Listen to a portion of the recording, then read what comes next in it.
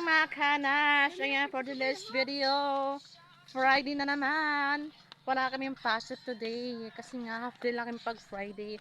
Saan lang yung mga kanas? Kakatapos ko lang mag-encode sa laptop kasi hindi pa ako natapos kanina ng pag-encode ko sa activity. Kaya yun, natapos din. Thanks God. Hi, Rian. This is my cousin, my classmate. Yan. Say hi. Shout out sa'yo. Mabuti na lang mga kalas, hindi ngayon umulan.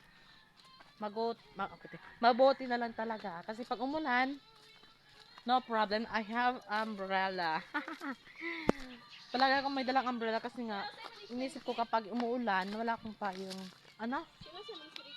Alin? Oo. Anong pinaprint ko na ano? Sa likod ng kulong ko ng stage. At saka itong hawak kong ano, dalawang paper.